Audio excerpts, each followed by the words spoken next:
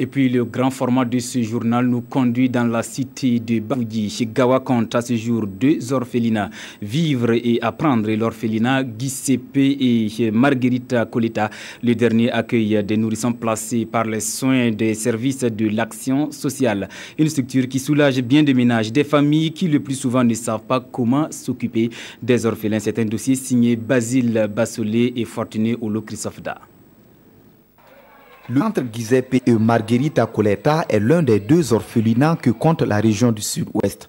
Du nom d'un médecin sanitaire italien décédé en Irak et dont l'épouse a financé la construction, l'établissement qui prévoyait initialement de s'occuper des enfants en âge de scolarisation a dû se réorganiser pour faire face à des cas d'urgence à la demande des services d'action sociale. Il s'est avéré que les problèmes majeurs auxquels ils étaient confrontés, c'était surtout les nourrissons. Et ils m'ont dit, bon, si on avait une proposition à faire, c'est de vous demander, est-ce que vous pouvez aller sur le cas des nourrissons, parce que ça va nous soulager beaucoup plus.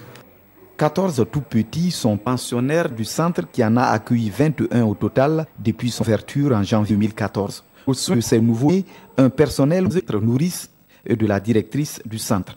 Nous avons eu à faire une formation sur l'hygiène en général pour leur permettre de prendre donc en charge les enfants. Parce que s'il n'y a pas d'hygiène, les enfants vont tomber malades.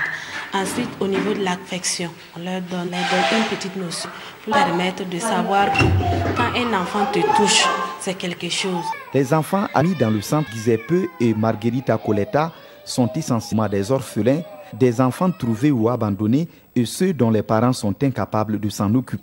Il passe par un processus mis en place par le ministère en charge de l'action sociale pour y accéder.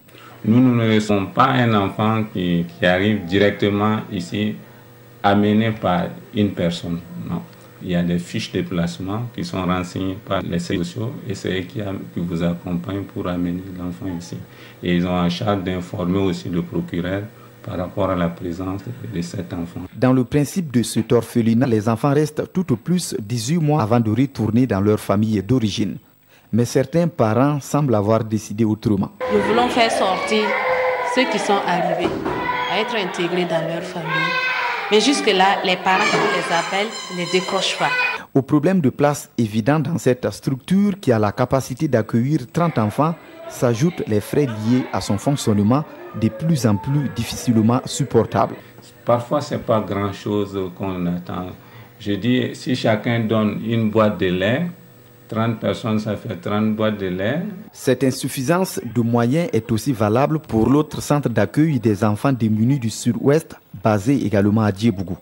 La Fondation Vivre et Apprendre, avec ses 14 pensionnaires, est spécialisée dans la prise en charge des garçons pendant la rentrée scolaire depuis janvier 2000. Notre objectif, c'est d'accompagner l'enfant jusqu'en terminale. Et en terminale, il gagne son bac, il a gagné son bac, peut-être on peut l'aider une année et puis continuer ses études.